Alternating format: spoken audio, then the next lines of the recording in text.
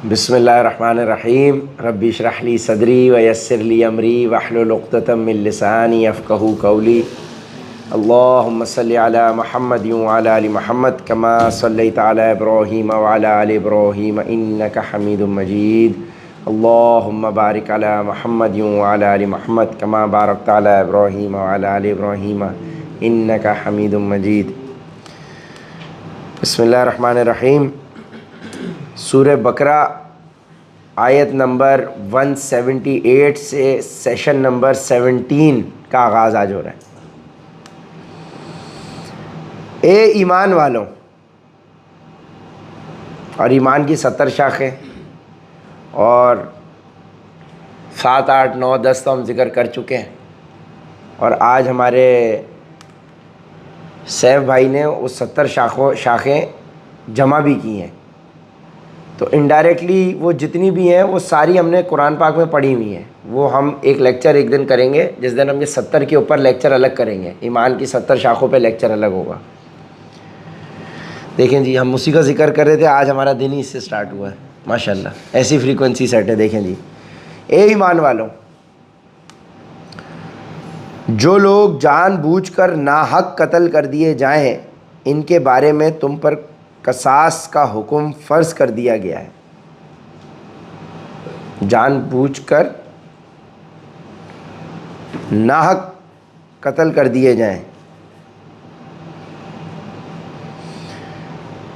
آزاد کے بدلے آزاد، غلام کے بدلے غلام، اور عورت کے بدلے عورت ہی کو قتل کیا جائے۔ پھر اگر قاتل کو اس کے بھائی یعنی مقتول کے وارث کی طرف سے کچھ معافی دے دی جائے تو معروف طریقے کے مطابق خون بہا کا مطالبہ کرنا وارث کا حق ہے، اور اسے خوش اسلوبی سے ادا کرنا قاتل کا فرض ہے۔ یہ تمہارے پروردگار کی طرف سے ایک آسانی پیدا کی گئی ہے اور ایک رحمت ہے۔ اس کے بعد بھی کوئی زیادتی کرے تو وہ دردناک عذاب کا مستحق ہے۔ Self explanatory. اور اے عقل رکھنے والوں، تمہارے لیے قصاص میں زندگی کا سامان ہے، امید ہے کہ تم اس کی خلاف ورزی سے بچو گے۔ قصاص کیا ہے؟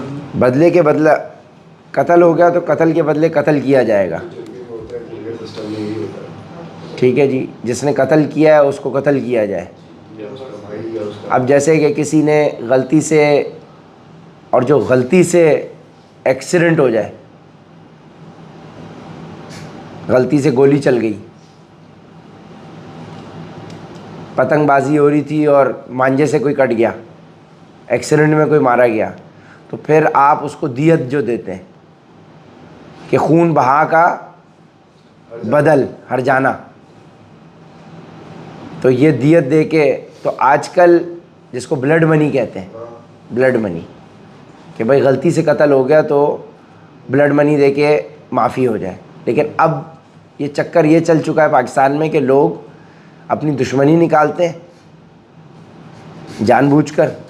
کتنے واقعات آتے ہیں، نشے کی حالت میں گاڑی چلائی جا رہی ہے، قتل ہو گیا بندہ۔ اب زبردستی جو ہے وہ، اب اوریجنلی جس فیملی کا قتل جس نے کیا ہے، مثال کے طور پہ میں گاڑی چلا رہا ہوں اور نشے کی حالت میں ہوں، اور میں نے انس کے بھائی کو قتل کر دیا، میری گاڑی کے نیچے آ گیا، تو اوریجنلی اب سزائے موت ہے بھائی، سزائے موت ہے، ٹھیک ہے نا، غلطی ہے بھائی، میں نے قتل کیا ہے، یا میں نے جان بوجھ کر بھائی بندوق سے گولی مار دی، جس طرح سے یہ ڈکیت ہیں، یہ جو گن پوائنٹ پہ ڈکیتی کرتے ہیں، اس نے بیوی برابر میں بیٹھی تھی، میاں کو گولی مار دی، تو اب فیملی یہ ڈیمانڈ کر سکتی ہے کہ جس نے گولی ماری ہے اس کو بھی بدلے میں قتل کیا جائے، تو یہ قصاص ہے، یہ قصاص لیا جائے گا، تو یہ اس چور کی دنیا کے اندر ہی سزا ہو گئی، تو شاید وہ پھر بدلے میں قیامت میں بچ جائے، کہ اللہ بولے کہ بھائی حساب کتاب برابر ہوگا، تو نے قتل کیا، تو بھی بدلے میں قتل ہوا۔ اور اگر فیملی اس کو معاف کر دیتی ہے اور بلڈ منی پہ راضی ہو جاتی ہے تو وہ فیملی کا حق ہے، لیکن بدلے کے بدلے بدلہ ہو سکتا ہے۔ تو اب واپس دیکھیں، اے ایمان والوں، جو لوگ جان بوجھ کر ناحق قتل کر دیے جائیں، جان بوجھ کر ناحق قتل کیا ہے اگر، جان بوجھ کر ناحق قتل کر دیے جائیں، ان کے بارے میں تم پر قصاص کا حکم فرض کر دیا گیا ہے۔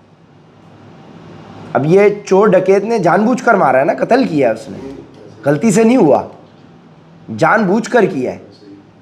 ہاں نشے والے کو پھر آپ یہ کہہ سکتے ہو کہ بھائی اس نے، لیکن نشہ اٹ سیلف پھر ایک گناہ ہے، نکلا ہی کیوں بھائی تو، نشہ تو اٹ سیلف گناہ ہے۔ تو یہ بھی ٹھیک ہے جی۔ اب جیسے وہ جو اس کا لڑکے کا کیس آیا تھا، کون سا لڑکا تھا، شاذیب قتل کیس، ٹھیک ہے نا، کہ بھائی اس نے ڈی ایچ اے میں نکل کے جان بوجھ کر قتل کر دیا نا، قتل کر دیا لڑکی کے چکر میں، کوئی بھی ایکس وائی زی قتل کر دیا، تو قصاص کا حکم فرض کر دیا گیا ہے۔ آزاد کے بدلے آزاد، غلام کے بدلے غلام، اور عورت کے بدلے عورت ہی کو قتل کیا جائے۔ پھر اگر قاتل کو اس کے بھائی یعنی مقتول کے وارث کی طرف سے کچھ معافی دے دی جائے، یعنی فرحان نے قتل کر دیا جان بوجھ کر، میرے بھائی کو قتل کر دیا، اب میں چاہوں تو میں بولوں کہ بھائی آپ کی جان لی جائے، نہیں تو اگر میں معافی کرنا چاہوں کی طرف سے کچھ معافی دے دی جائے تو معروف طریقے کے مطابق خون بہا کا مطالبہ کرنا وارث کا حق ہے۔ تو اب اس نے میرا بھائی مار دیا، تو اب میں بولوں گا کہ بھائی تو نے میرا بھائی مار دیا، مجھے 10 کروڑ روپے چاہیے اس کے بدلے، تو میں تجھے معاف کروں گا۔ اس کے وارث ہیں، ورثہ ہیں، معاملات ہیں، چیزیں ہیں، ورنہ تم قتل کیے جاؤ۔ اب یہ 10 کروڑ ارینج کر کے دے تو میں مانوں، یا پھر یہ قتل ہو، تو اب ظاہر ہے جان تو جان ہے، اب یہ اپنی جان بچانا ہے، اور یہ ایکویلنٹ ہے۔ اب یہ اگر 10 کروڑ دے دے گا تو یہ اس کی کمپنسیشن ہو جائے گی، نہیں تو یہ دنیا میں لٹکایا جائے، یہ بھی مارا جائے، قتل کیا جائے، تاکہ برابر حساب برابر ہو۔ یہ قصاص فرض کر دیا گیا ہے تاکہ ایک ڈیٹرنس کریٹ ہو جائے، ایسا نہ ہو کہ پھر ہر کوئی اگر قصاص نہیں لیا جائے گا، قتل کے بدلے قتل نہیں کیا جائے گا، تو ایسے تو قاتل ہر کسی کو مارتا پھرے گا، وہ مارتا پھرے بھائی، جس کو چاہے، جس نے مرضی آئی اس کو قتل کر دیا، اس کو قتل کر دیا، کیونکہ قتل کرنے میں 5 سال 10 سال کی قید ہے، ٹھیک ہے، 10 کروڑ بھی بچ گئے اور قید مل گئی، اور قید کے اندر تو ویسے ہی عیاشی ہے جیلوں کے اندر، یہ ہوتا ہے۔ اور پھر پیچھے پیچھے غائب بھی ہو جاتا ہے، وہ بولیں گے بھائی 10 کروڑ ہم فیملی کو کیوں دیں، ہم 1 کروڑ حکومت کو دے دیں گے، سائڈ ہو کے نکل جائیں گے، اور 8 کروڑ روپے کی 5 کروڑ روپے کی ہم دوسرے ملک میں، صحیح ہے نا، ٹھیک ہے۔ تو یہ اسی لیے اللہ کا نظام ہے کہ بھائی اب اسلامی نظام ہو تو پھر یہ سسٹم نافذ ہو، اسلامی نظام ہو تو یہ جو عورتیں فحاشی کر رہی ہیں، مرد اور عورت زنا کر رہے ہیں، ان کو سنسار کیا جائے گا، کوڑے لگائے جائیں گے، شادی شدہ آدمی جو غیر شادی شدہ زنا کر رہے ہوں گے تو انہیں کوڑے لگائے جائیں گے، جو غلط جو یہ اڈے کھلے ہوئے۔ تو عفان بھائی اگر غلط کام کریں گے، زنا کرتے ہوئے پکڑے گئے کہیں، تو پھر ان کو 100 کوڑے لگائے جائیں گے، ٹھیک ہے، ہاں پکڑے جائیں اگر گواہ ہے، اگر گواہ نہیں ہے، 4 دیواری میں بات رہ گئی، تو پھر یہ دونوں استغفار کریں، لیکن استغفار جو ہے وہ قبول ہوا یا نہیں یہ بتائے، یہ ایسے ہی پتہ چلے گا کہ وہ پھر وہ غلطی دوبارہ نہیں کرے، یہ چھوٹا گناہ نہیں ہے بھائی۔ اور اگر یہاں تمہارا استغفار نہیں کیا گیا اور تم بچ گئے مثال کے طور پہ، تو آپ یہ ذہن میں رکھیں کہ اللہ کے ہاں تو اس کی پکڑ ہوگی۔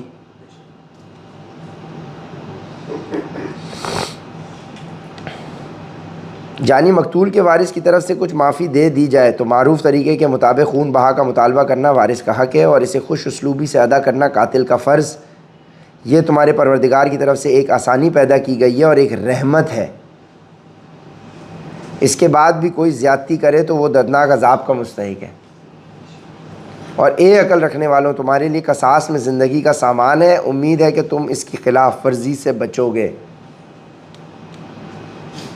تم پر فرض کیا گیا ہے کہ اگر تم میں سے کوئی اپنے پیچھے مال چھوڑ کر جانے والا ہو تو جب اس کی موت کا وقت قریب آ جائے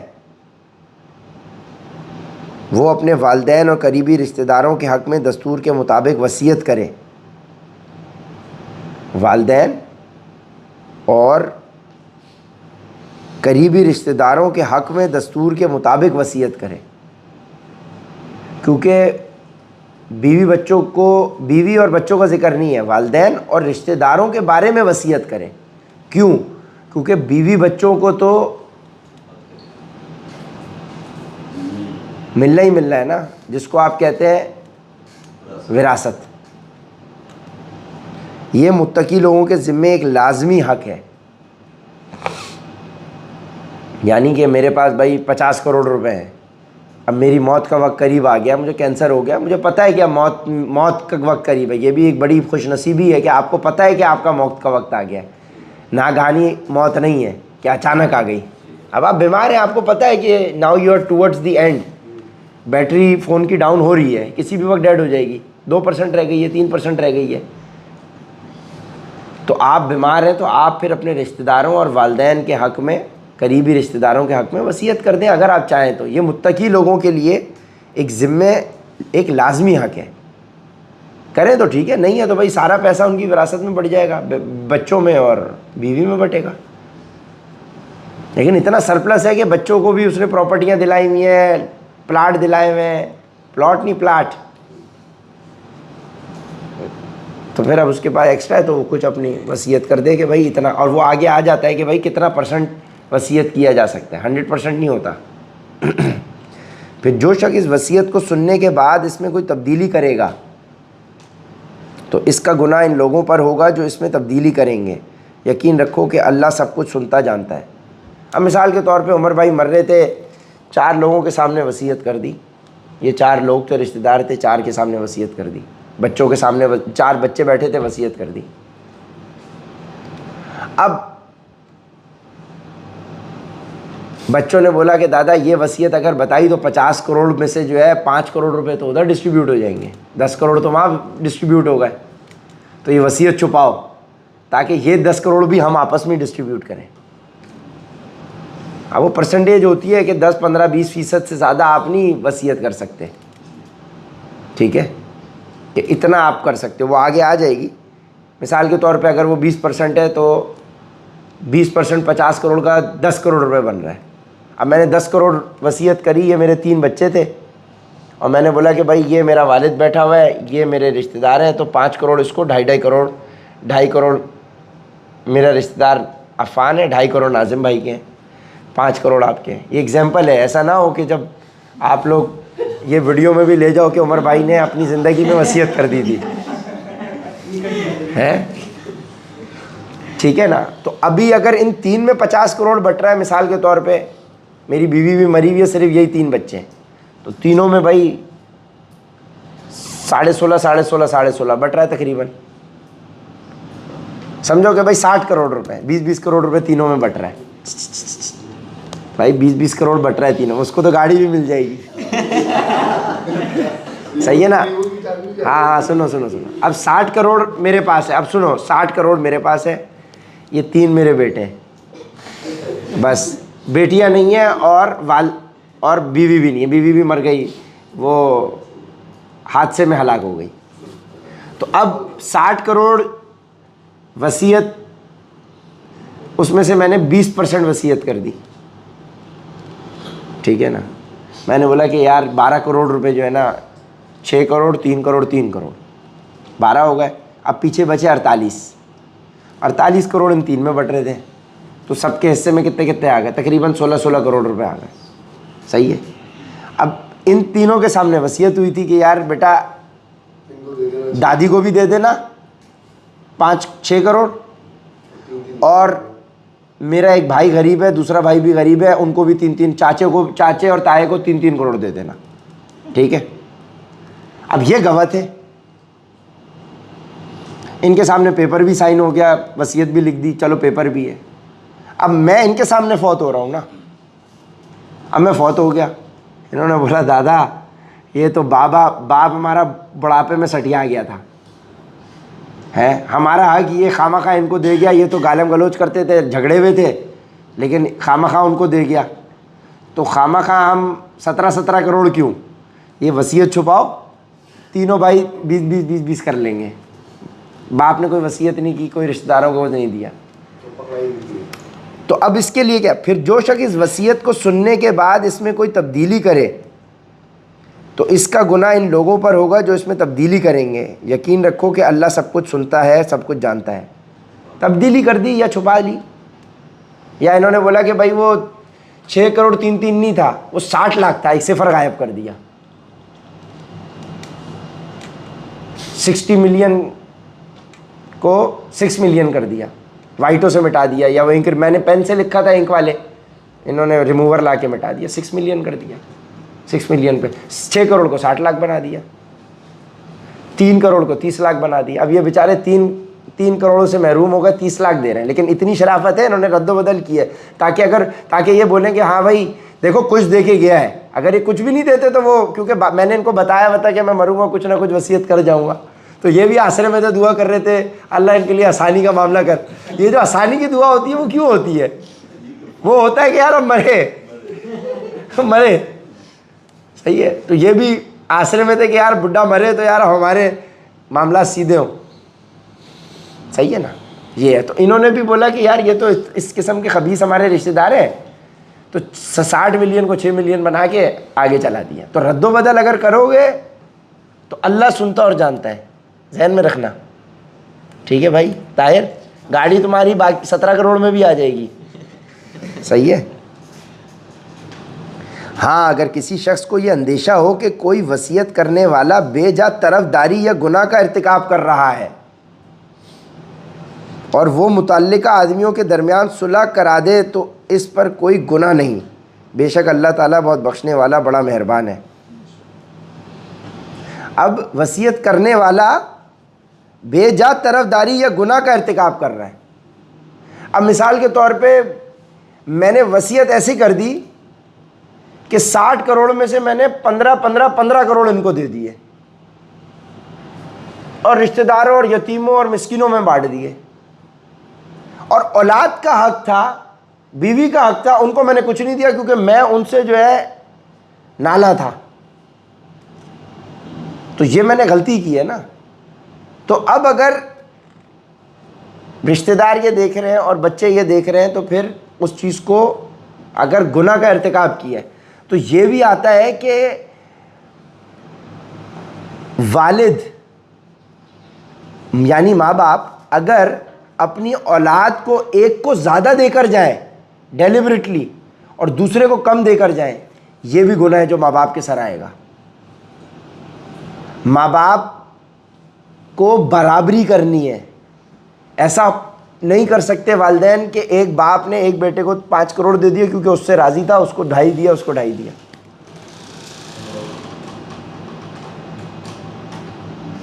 زندگی کے اندر اگر گفٹ ہو گیا تو ٹھیک ہے، لیکن یہ ہے کہ 10 کروڑ کی پراپرٹی تھی، میں نے 3 بچوں سے میں ناراض تھا تو میں نے زندگی کے اندر پوری پراپرٹی اس کے نام ٹرانسفر کر دی 60 کروڑ کی، اور میں نے بولا یہ دونوں بچے میرے باغی تھے یا بغاوت تھی یا جو بھی تھا، میں نے ان کو کچھ بھی نہیں دیا. برابری کرنی پڑے گی کیونکہ اصل میں ہے میرا خون. اور میں نے کیا کیا، میں نے اپنی زندگی میں پوری پراپرٹی اس کے ٹرانسفر کر دی سیف کے. ٹھیک ہے جی. تو 2 بیٹے میرے محروم ہو گئے. یہ بھی نہیں ہو سکتا. مطلب کہ اگر وصیت کرنے والا بیجا طرفداری کر رہا ہے خواہ خواہ، صحیح ہے. بے شک اللہ تعالیٰ بہت بخشنے والا، اور وہ متعلقہ آدمیوں کے درمیان صلح کرا دے تو اس پر کوئی گناہ نہیں، بے شک اللہ تعالیٰ بہت بخشنے والا بڑا مہربان ہے. یا وصیت کرنے جا رہا ہے اور میں ڈیتھ بیڈ پر ہوں، وصیت کر رہا ہوں میں، اور میں یہ وکیل ہے میرا اور میں ان کے نام بڑی وصیت کر رہا ہوں، تو یہ مجھے گائیڈ کر دے بھائی کہ یار آپ کیا کر رہے ہیں، غلط کام کر رہے ہیں، آپ کے بچوں کا بھی حق ہے، آپ کی بیوی بھی ہے، آپ اس طرح سے کیا کام کر رہے ہو، شریعت کا کیا حکم ہے، آپ اپنے بچوں کے لیے کچھ چھوڑ کے نہیں جا رہے، سارا آپ دان کر رہے ہو، یہ بھی مناسب بات نہیں ہے. تو اس نے اگر مجھے گائیڈ کیا غلطی کے اوپر تو یہ میری صلح کرا سکتا ہے میرے بچوں کے معاملے میں، رشتہ داروں کے معاملے میں. مطلب کسی کی حق تلفی نہیں ہو. اسلام آپ کو کیا کہہ رہا ہے، جس کا جو حق اللہ نے تعین کر دیا وہ مل رہا ہو، دوسرے کی حق تلفی نہ ہو. ہر چیز کا بڑا، ہر چیز اللہ نے باریکی کے ساتھ آپ کو بتا دی بھائی. اے ایمان والو تم پر روزے فرض کر دیے گئے ہیں جس طرح تم سے پہلے لوگوں پر فرض کیے گئے تھے تاکہ تمہارے اندر تقویٰ پیدا ہو. روزے تم پر فرض کیے گئے ہیں جیسے پہلے لوگوں پر. اس کا مطلب پہلے لوگوں پر بھی فرض کیے گئے تھے تاکہ تم پر تقویٰ پیدا ہو, یعنی گاڈس کانشسنس. کیونکہ جب روزے کی حالت میں ہوگے تو آپ کو ہر وقت احساس رہے گا کہ یار پیاس لگ رہی ہے, یار پانی نہیں پی سکتے, کیوں؟ اللہ کا حکم, تاکہ تمہیں تقویٰ پیدا ہو. تو روزہ آپ کو اللہ کی یاد دہانی کروائے گا, تقویٰ یعنی اللہ کا احساس ہر وقت دلائے رکھے گا. اب تم روزے کے اندر کوئی غلط کام کرو گے, ماسٹربیشن کرو گے, نہیں کرو گے, تمہیں پتہ ہے بھائی اللہ دیکھ رہا ہے. وہ غلط ننگی فلمیں دیکھو گے, نہیں دیکھو گے, تمہیں پتہ ہے اللہ دیکھ رہا ہے. تم غلط فلموں کی طرف یا کوئی بھی گانے سنو گے, نہیں سنو گے, تمہیں پتہ ہے اللہ دیکھ رہا ہے. یعنی اس روزے نے اللہ کا احساس دلا دیا. تم پر روزے اس لیے فرض کیے گئے تمہاری پہلی قوموں کی طرح تاکہ تمہارے اندر تقویٰ پیدا ہو. یعنی تقویٰ پیدا ہوگا, پہلے چھوٹا ہوگا, پیدا ہونے کی بات ہو رہی ہے نا. یعنی ایک چیز پیدا ہو رہی ہے, یعنی روزے اگر نہیں ہے تقویٰ تو روزے سے پیدا ہو جائے گا. اور پھر کوئی چیز اگر پیدا ہوتی ہے تو چھوٹی ہوتی ہے, پھر وقت کے ساتھ ساتھ بڑھتی ہے. اس کا مطلب تقویٰ شروع میں ہو سکتا ہے ایک بندے کو احساس ہی نہیں اللہ کا, لیکن اب اس نے روزہ رکھا, نماز پڑھی, تو اب اس کو احساس, تو یہ کلمہ, نماز, روزہ, زکوٰۃ, حج سے تقویٰ ہی پیدا ہو رہا ہے نا, عبادت ہے نا. تو ان سے وہ تقویٰ پیدا ہوا کہ اس کو احساس ہونا شروع ہوا کہ اللہ مجھے دیکھ رہا ہے. ہم قرآن کی تلاوت کر رہے ہیں تو ہمیں احساس ہو رہا ہے کہ ہاں اللہ ہمیں دیکھ رہا ہے. تو وہ پیدا ہوتے ہوتے وہ پیک پکڑے گا. تو آپ کو پہلے 1 گھنٹے کا احساس ہے, روزے سے 8 گھنٹے کا احساس ہے, 12 گھنٹے کا احساس ہے. اب آپ 8 گھنٹے سو رہے ہو, 12 گھنٹے روزہ رکھ رہے ہو, کتنے ہو گئے؟ 20 گھنٹے. اب 4 گھنٹے اور آپ کو احساس, تو وہ آپ جب بچہ بڑا ہو جائے گا تو اس کو پھر 24 گھنٹے کے ہر عمل میں احساس اگر رہ جائے تو یہ تقویٰ ہے. اللہ کے نزدیک سب برابر ہیں سوائے اس کے جو تقوی میں زیادہ ہے. تقویٰ از گاڈس کانشسنس, یعنی اللہ مجھے دیکھ رہا ہے, اس احساس کا نام تقویٰ ہے. اور اللہ مجھے, یہ نہیں ہے کہ اللہ مجھے 1 گھنٹے کے لیے دیکھ رہا ہے پھر اللہ کسی اور کو دیکھ رہا ہے. ایک وقت میں اللہ ہر شخص, ہر جاندار کو دیکھ رہا ہے, پوری کائنات کو دیکھ رہا ہے. فرحان کو بھی اسی لمحے دیکھ رہا ہے, حسیب کو بھی دیکھ رہا ہے, شاہزین کو بھی دیکھ رہا ہے, اور وہ جو سمندر کے اندر مچھلیاں ہیں ان کو بھی دیکھ رہا ہے, جو اتنا سا ذرہ کیڑا ہے اس کو بھی دیکھ رہا ہے بیک وقت. اس اللہ کو یہ نہیں چاہیے کہ وہ ایک وقت میں کیڑے کو دیکھ رہا ہے تو فرحان کو دیکھنے کا اس کے پاس ٹائم نہیں ہے نا, وہ ایک اپنی نظر ہے, سب کو ایک ساتھ دیکھ رہا ہے وہ, تبھی تو اللہ ہے وہ. اب آپ بتاؤ ایسا کوئی کیمرہ ہے جو ایک وقت میں سب کو دیکھ سکے؟ ہاں شاید تم ایک کیمرہ بنا لو جو انسانوں کو دیکھ سکے. تم دنیا کے سارے انسانوں کو مارو, 10 بندوں کو چھوڑو, 10 بندوں پہ 10 کیمرے لگا دو. بھائی جان سمندر کے اندر, کیڑے کے, پہاڑ کے اندر, پتھر کے اندر, ریت کے اندر, گھونسلوں کے اندر, انڈے کے اندر, چڑیا کے انڈے کے اندر جو بچہ پیدا ہوا ہے اللہ اس کو بھی دیکھ رہا ہے, کیمرہ اس کو نہیں دیکھ رہا. اب آپ سوچیں, زمین اور آسمان اور اس کے اندر جو کچھ ہے اللہ اس سب کو دیکھ رہا ہے. تاکہ تمہارے اندر تقویٰ پیدا ہو. گنتی کے چند روزے رکھنے ہیں, پھر بھی اگر تم میں سے کوئی شخص بیمار ہو یا سفر پر ہو تو وہ دوسرے دنوں میں اتنی ہی تعداد پوری کر لے. یعنی اگر گنتی کے چند روزے رکھنے ہیں, یعنی 30 روزے رکھنے ہیں, 29-30 روزے رکھنے ہیں, رمضان کے روزوں کی بات ہو رہی ہے, وہی فرض ہے نا, اس کے علاوہ تو سب نفلی عبادت ہے. تو گنتی کے تم نے 29-30 روزے رکھنے ہیں. اور اگر تم سفر میں ہو یا تمہاری طبیعت خراب ہے تو تم باقی دنوں میں رکھ لو. یعنی اگر سفر میں ہو اور تمہاری طبیعت خراب ہے اور تم نے روزہ چھوڑا ہے تو پھر ایک کے بدلے ایک ہی رکھنا. لیکن اگر جان بوجھ کے روزے چھوڑ رہے ہو فرض ہونے کے بعد تو پھر تو زیادہ ہے کفارہ, پھر تو لگاتار 60 روزے رکھنے. ٹھیک ہے, گنتی کے چند دن روزے رکھنے ہیں, پھر بھی اگر تم میں سے کوئی شخص بیمار ہو یا سفر پر ہو تو وہ دوسرے دنوں میں اتنی ہی تعداد پوری کر لے. اور جو لوگ اس کی طاقت رکھتے ہوں وہ ایک مسکین کو کھانا کھلا کر روزے کا فدیہ ادا کر دیں.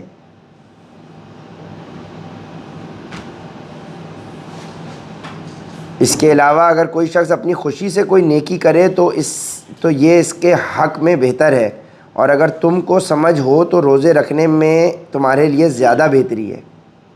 یعنی اگر روزہ نہیں رکھ سکتا تو ایک مسکین کو کھانا کھلا دے، ایک مسکین کو، اگر اس نے کسی ریزن کی وجہ سے چھوڑا ہے، یعنی طبیعت خراب ہے یا وہ سفر میں ہے اور روزہ نہیں رکھ سکتا، تو وہ ایک مسکین کو کھانا کھلا دے، تو ایک روزے کا ایکویلنٹ ہے کہ میں 30 دن میں سے 15 دن جو ہے میں بیمار رہا، شدید میری طبیعت خراب تھی، اب میری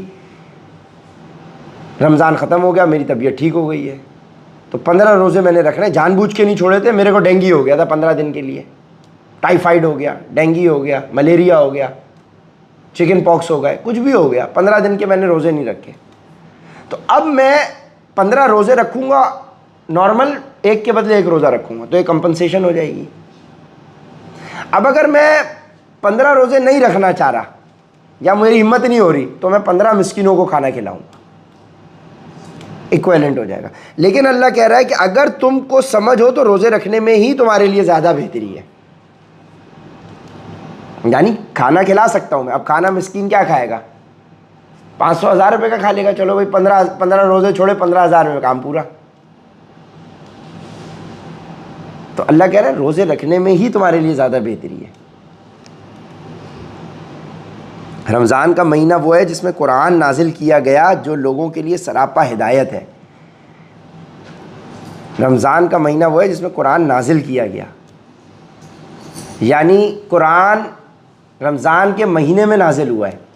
اقرأ بسم ربک الذی خلق، وہ رمضان کا مہینہ تھا جس میں قرآن نازل ہوا،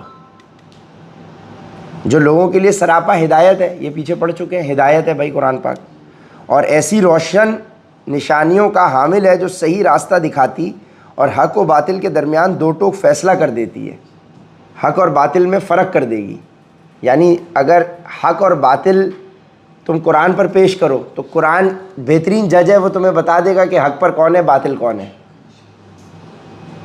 یعنی لوگوں کے عمل کا تعین قرآن کی چشمے سے کیا جائے گا تو تمہیں پتہ چل جائے گا کہ حق پہ کون ہے۔ لہٰذا تم میں سے جو شخص بھی یہ مہینہ پائے وہ اس میں ضرور روزہ رکھے، اور اگر کوئی شخص بیمار ہو یا سفر پر ہو تو وہ دوسرے دنوں میں اتنی ہی تعداد پوری کر لے۔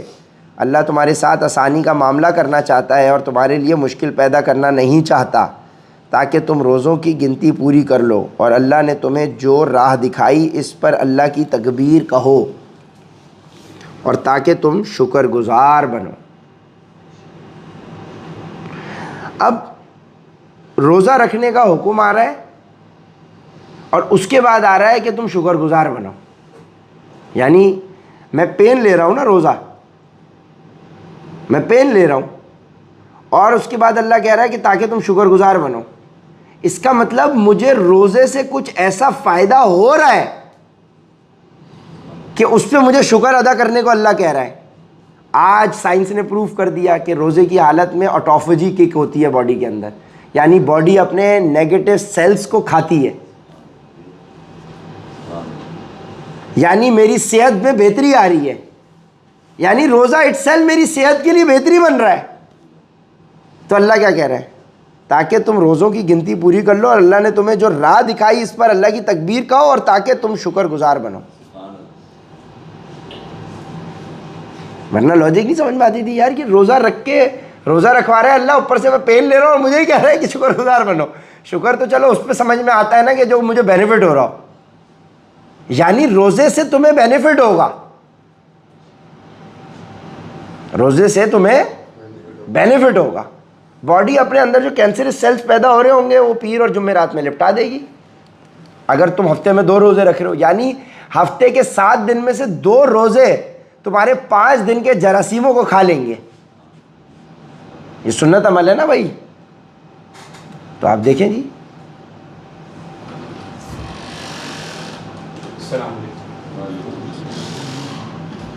اور اے پیغمبر، جب میرے بندے آپ سے میرے بارے میں پوچھیں تو آپ ان سے کہہ دیجئے کہ میں اتنا قریب ہوں کہ جب کوئی مجھے پکارتا ہے تو میں پکارنے والے کی پکار سنتا ہوں۔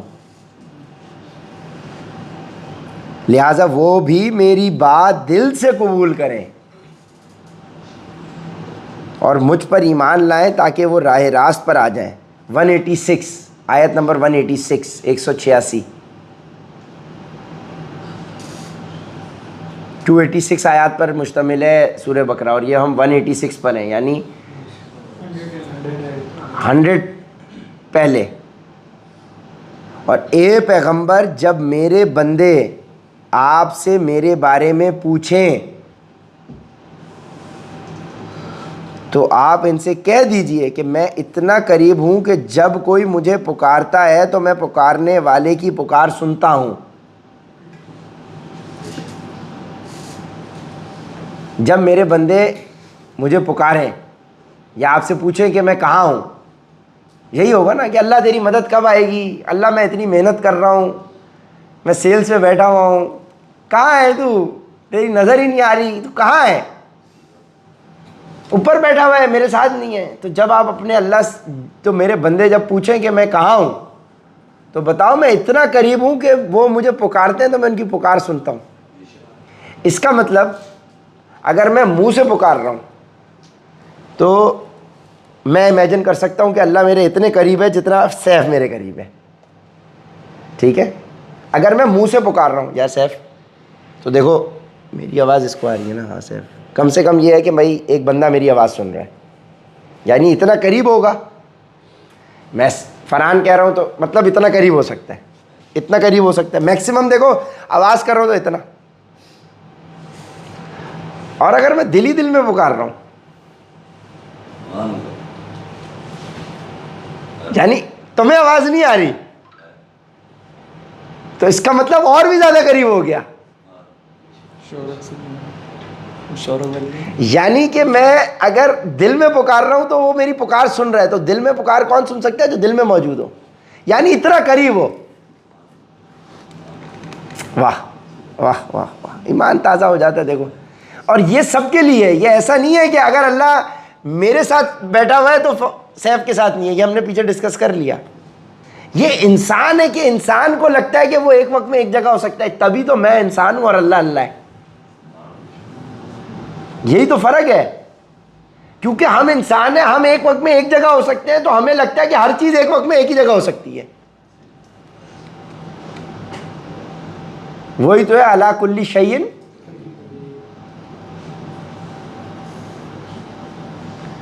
وہ بیک وقت فرحان یاد کر رہا ہے تو اس کے ساتھ بھی ہے، بیک وقت میرے ساتھ. اب اس کا مطلب یہ نہیں ہے کہ دو ہیں، اب یہ بھی نہیں ہے. اب وہ بیک وقت سب کی سن رہا ہے، سب کو ایک ایک کر کے جواب دے رہا ہے.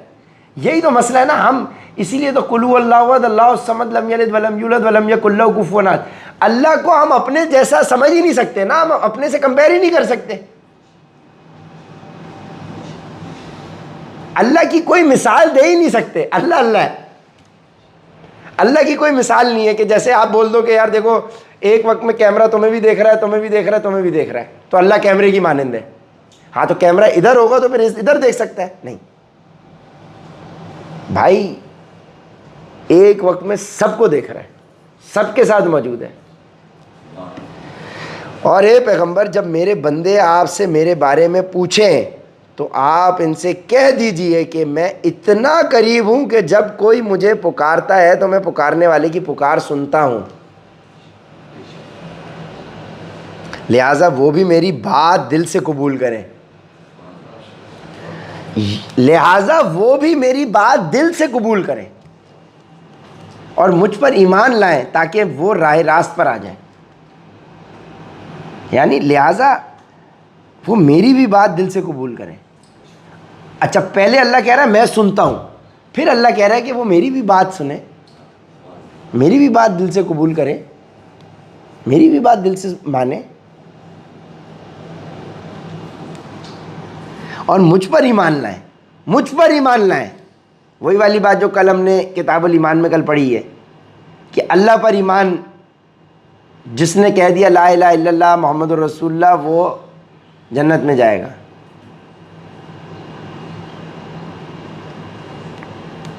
اور مجھ پر ایمان لائیں تاکہ وہ راہ راست پر آ جائیں. یعنی سیدھے راستے پر آ جائیں. تمہارے لیے حلال کر دیا گیا ہے کہ روزوں کی رات میں تم اپنی بیویوں سے بے تکلف صحبت کرو. انس بھائی پریشان ہو رہے تھے تو ہم نے ان کو یہ بتایا کہ بھائی اس میں مسئلہ نہیں ہے، نئی نئی شادی ہوئی تھی، ان کا پہلا رمضان تھا.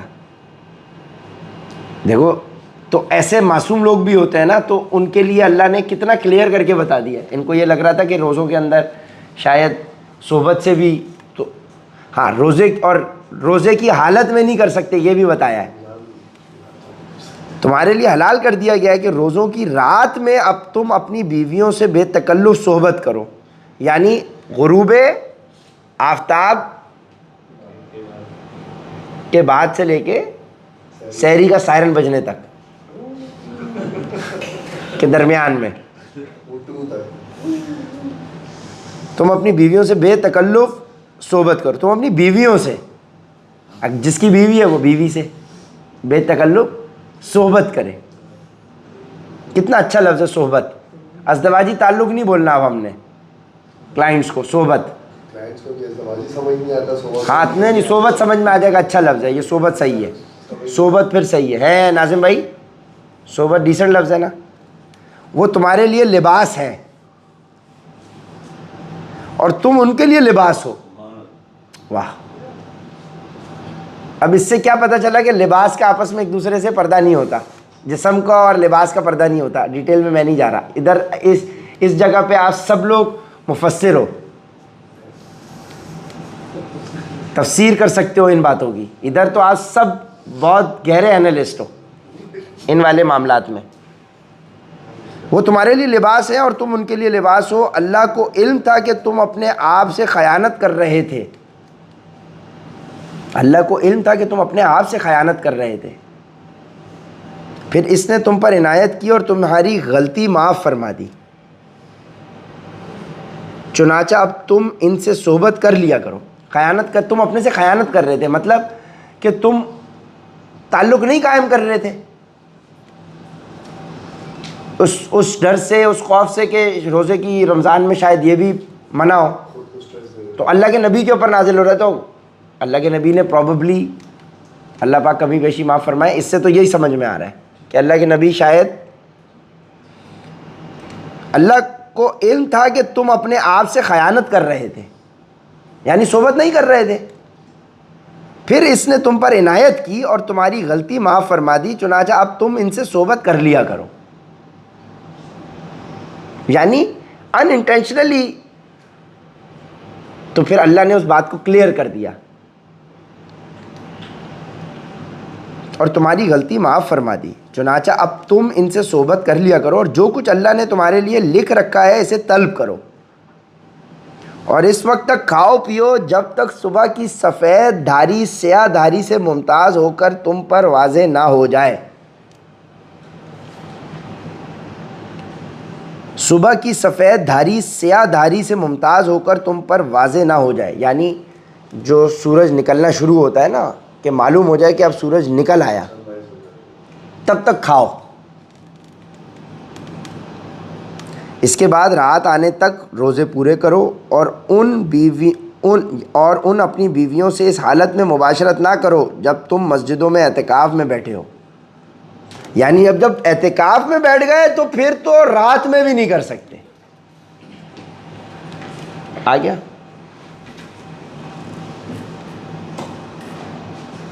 وقت تک کھاؤ پیو جب تک صبح کی سفید دھاری سیاہ دھاری سے ممتاز نہ ہو کر واضح ہو جائے. اس کے بعد رات آنے تک روزے پورے کرو اور اپنی بیویوں سے اس حالت میں مباشرت نہ کرو جب تم مسجدوں میں اعتکاف میں بیٹھے ہو. یہاں مباشرت کا لفظ آیا ہے اور پیچھے صحبت کا ذکر آیا ہے. یعنی صحبت سے اندر آپ یہ لے سکتے ہیں کہ لیٹنا ساتھ، اور مباشرت کا مطلب سمجھ گئے؟ ٹھیک ہے، سمجھ گئے؟ تو اس کا مطلب صحبت تو اختیار کی جا سکتی ہے رمضان کی راتوں میں اور مباشرت بھی کی جا سکتی ہے، لیکن اعتکاف میں نہیں کی جا سکتی. جب تم مسجدوں میں اعتکاف میں بیٹھے ہو، یہ اللہ کی مقرر کی ہوئی حدود ہیں. یعنی اعتکاف میں مسجد میں آ گئے، اعتکاف میں آ گئے تو پھر اب آپ لہٰذا ان خلاف ورزی کے قریب بھی مت جانا. جب اللہ برائی کا ذکر کر رہا ہے تو کہہ رہا ہے قریب بھی مت جانا. جس طرح سے آدم جہاں سے چاہو کھاؤ پیو قریب پیڑ کے, اسی طرح اللہ اپنی نشانیاں لوگوں کے سامنے کھول کھول کر بیان کرتا ہے تاکہ وہ تقوی اختیار کریں. صدق اللہ العظیم.